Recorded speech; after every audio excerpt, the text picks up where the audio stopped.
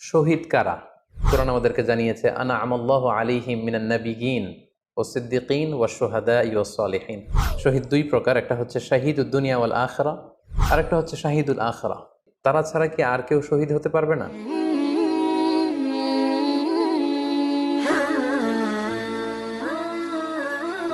আসসালামু আলাইকুম ওয়া রাহমাতুল্লাহি ওয়া বারাকাতুহু। নাহমাদুহু ওয়া নুসাল্লি আলা রাসূলিহিল কারীম। আম্মা বা'দু ফাআউযু বিল্লাহি মিনাশ শাইতানির রাজীম। বিসমিল্লাহির রহমানির রহিম। রাসেল নামে এক ভাই প্রশ্ন করেছেন, শহীদ কারা? ইদানিং অনেকের মৃত্যুর পর তাদেরকে শহীদ বলে আখ্যা দেয়া হয়। ব্যাপারটি কতটুকু সঠিক বলবেন কি? প্রিয় ভাই, রাসেলের উত্তরে আমরা বলতে চাই যে এ পৃথিবীতে আল্লাহর দ্বীনকে বাস্তবায়ন করতে যেয়ে অথবা বিজয়ী করতে যেয়ে কাফেরদের বিরুদ্ধে সশস্ত্র সংগ্রামে যে মুমিন ব্যক্তি নিহত হয় তাকে শহীদ বলে। আমি আবারও বলছি, আল্লাহর জমিনে আল্লাহর দ্বীনকে বিজয়ী করতে যেয়ে কাফেরদের বিরুদ্ধে সশস্ত্র সংগ্রামে যে মুমিন ব্যক্তি নিহত হয় তাকে শহীদ বলা হয়। সহিহ বুখারীর বর্ণনায় এসছে যে সাহাবারা আল্লাহ রাসূল সাল্লাল্লাহু আলাইহি সাল্লামকে জিজ্ঞেস করেছিলেন যে, হে আল্লাহ রাসূল, কারা আল্লাহ রাস্তায় জেহাদ করছে এটা আমরা কিভাবে বুঝবো? তার উত্তরে আল্লাহর হাবিব সাল্লাল্লাহু আলাইহি ওয়াসাল্লাম বলেছিলেন, মান কাতালা লিতাকুনা কালিমাতুল্লাহি হিয়াল উলিয়া ফাহুয়া ফি সাবিলিল্লাহ। যে ব্যক্তি আল্লাহর দ্বীনকে, আল্লাহর বিধানকে কিংবা আল্লাহর আইনকে বাস্তবায়নের জন্য, আল্লাহর দ্বীনকে বিজয়ের জন্য যে সংগ্রাম করে যাচ্ছে সেই আল্লাহর রাস্তায় আছে। আর সে আল্লাহর রাস্তায় থাকা অবস্থায় যদি কেউ মৃত্যুবরণ করে বা নিহত হয় তাকে ইসলাম শহীদ বলে ঘোষণা করেছে।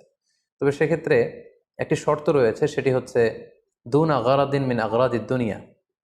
দুনিয়ার কোনো কারণে, দুনিয়ার কোনো লোভে পড়ে, দুনিয়ার কোনো স্বার্থের জন্য যদি কেউ আল্লাহ রাস্তায় জেহাদ করে মৃত্যুবরণও করে, সে শহীদের কোনো মর্যাদা বাদাম আল্লাহ তাআলার কাছে নেই।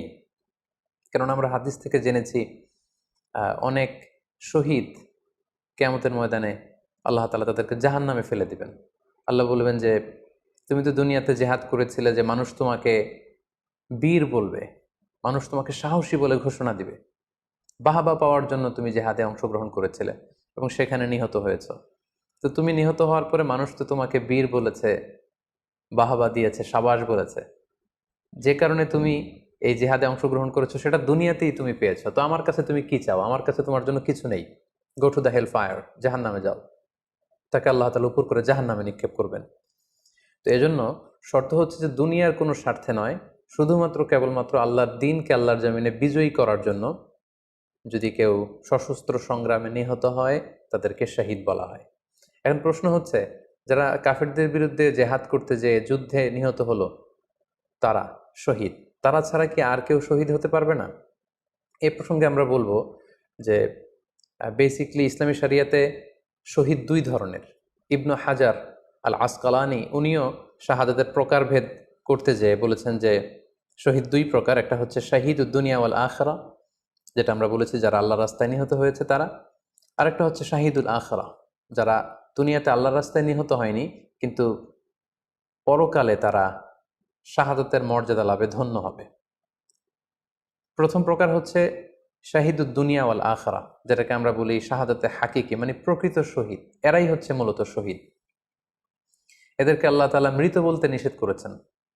আল্লাহ তাআলা বলেছেন, ওয়ালা তাকুলু লিমান ইউকতালু ফি সাবিলিল্লাহি আমওয়াত বাল আহইয়া ওয়ালাকিন লা তাশউরুন। যারা আল্লাহর রাস্তায় জীবন দিয়ে নিহত হয়েছে তাদেরকে তোমরা মৃত বলো না, বরং তারা জীবিত। অন্য এক আয়াতে এসেছে বাল আহিয়াউন ইনদা রাব্বিহিম ইউরযাকুন, তারা জীবিত এবং আল্লাহর কাছে তারা রিজিক প্রাপ্ত, আল্লাহ তাআলার পক্ষ থেকে তারা রিজিক প্রাপ্ত। তাদের মর্যাদা আল্লাহ তাআলার কাছে এত বেশি যে তাদেরকে নিহত হওয়ার পরে কোনো জানাজার আগে গোসল দিতে হয় না। তাদের রক্তাক্ত দেহটাকেই সরাসরি জানাজার পরে দাফন করে দিতে হয়, কেননা সেই ঝরঝরে রক্ত নিয়ে তারা সেদিন কিয়ামতের দিবসে আল্লাহ তাআলার দরবারে তারা হাজির হয়ে যাবে। এবং আমরা যদি কোরআনের দিকে তাকাই, কোরআন আমাদেরকে জানিয়েছে আনা আমাল্লাহু আলাইহিম মিনান নাবিয়িন ওয়াস সিদ্দিকিন ওয়াশ শুহাদা ওয়াস সালিহিন, মানে সবচেয়ে শ্রেষ্ঠ তাবাকা বা দারাজা হচ্ছে নবীদের দারাজা। নবীদের পরে হচ্ছে সিদ্দিকিনদের দরজা, এবং সিদ্দিকিনদের পরেই যাদের মর্যাদা আল্লাহ তাআলার কাছে সবচাইতে বেশি তারা হচ্ছে শুহাদা।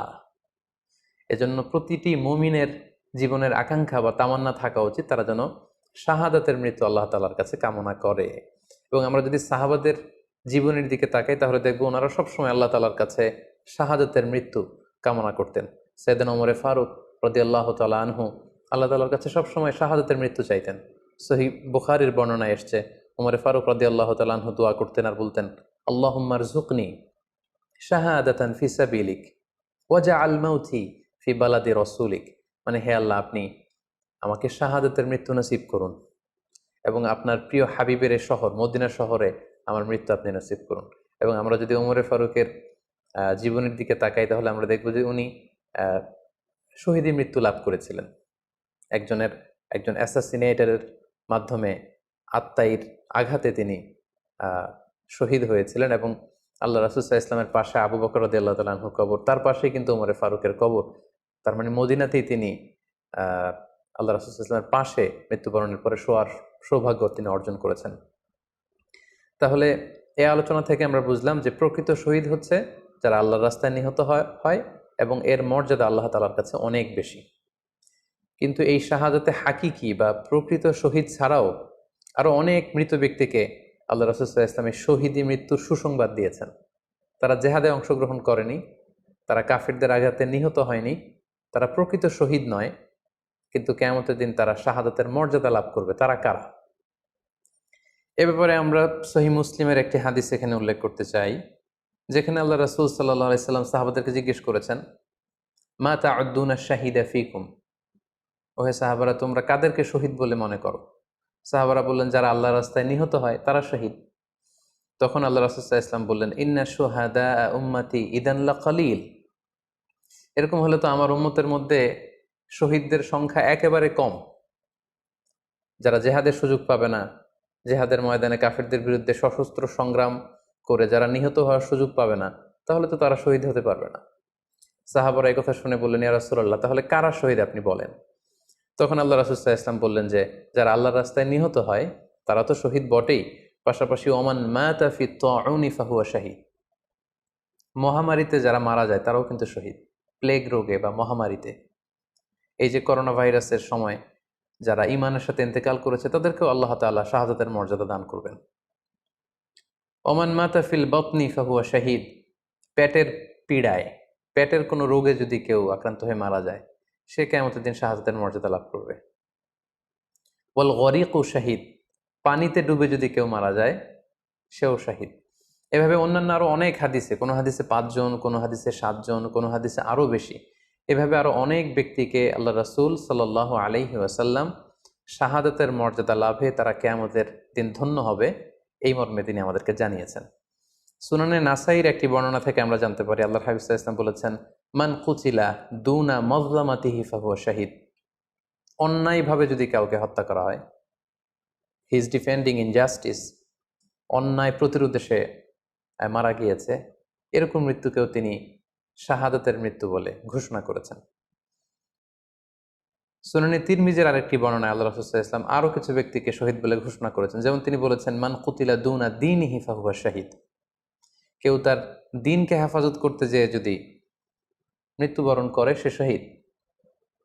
ওমান কুতিলা দুনা দামিহি ফাহুয়া শাহীদ, নিজের রক্ত বাঁচাতে যেয়ে যদি কেউ মৃত্যুবরণ করে শহীদ। তার সম্পদ বাঁচাতে যেয়ে যদি মৃত্যুবরণ করে সে শহীদ। তার ফ্যামিলিকে সেভ করতে যেয়ে কেউ যদি মৃত্যুবরণ করে সেও শহীদ। তার সম্মান, ইজ্জত, তার স্ট্যাটাসকে বাঁচাতে যেয়ে যদি কেউ মৃত্যুবরণ করে সেও শহীদ। আরেক বর্ণনায় আমরা জানতে পারছি আল্লাহ রাসূল সাল্লাল্লাহু আলাইহি ওয়াসাল্লাম বলেছেন, ওয়াসাহিবুল হাদমি ফাহুয়া শাহীদ, অর্থাৎ ধ্বংসস্তূপের নিচে চাপা পড়ে যদি কেউ মারা যায় বা কোনো দেয়ালের নিচে চাপা পড়ে যদি কেউ মারা যায় সে শহীদ। ওয়াসাহিবু যাতিল জানবি শাহীদ, অর্থাৎ ফুসফুসের কোনো রোগে, লেটসে লাং ক্যান্সারে যদি কেউ মারা যায়, ফুসফুসের কোনো ভয়ানক রোগে যদি কেউ মারা যায় সে শাহীদ, শহীদের মর্যাদা পাবে। আল হারিকু শাহীদ, আগুনে পুড়ে যদি কেউ মারা যায় সেও শহীদ।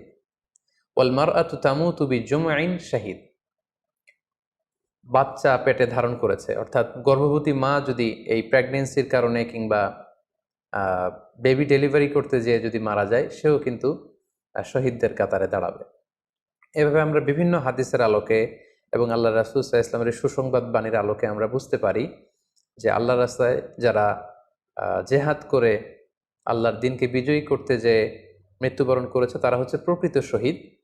তাদের মর্যাদা আল্লাহ তাআলার দরবারে অনেক অনেক বেশি। কিন্তু এই শহীদ ছাড়াও আরও অনেক ধরনের মৃত্যুকে আল্লাহর হাবিব সাল্লাল্লাহু আলাইহি ওয়াসাল্লাম শাহাদাতের মৃত্যুর সাথে ঘোষণা করেছেন।